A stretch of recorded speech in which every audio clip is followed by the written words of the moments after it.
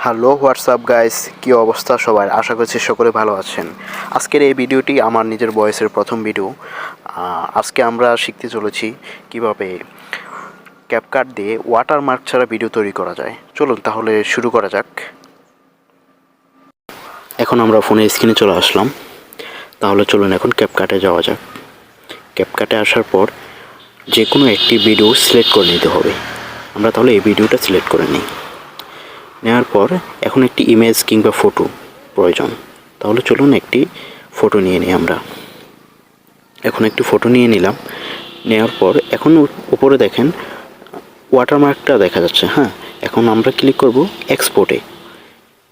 চলুন তাহলে এক্সপোর্টে ক্লিক করা যাক। ছোটো একটা অ্যাড আসছিলো, সেটা কেটে দিলাম।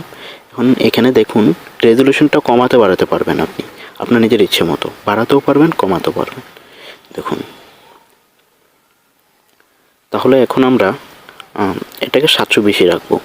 তাহলে চলুন এখন আমরা এখানে দেখুন যে টিকটকের একটা লোগো দেখা যাচ্ছে, এখানে লেখা আছে এক্সপোর্ট উইদাউট ওয়াটারমার্ক। এখানে ক্লিক করলাম।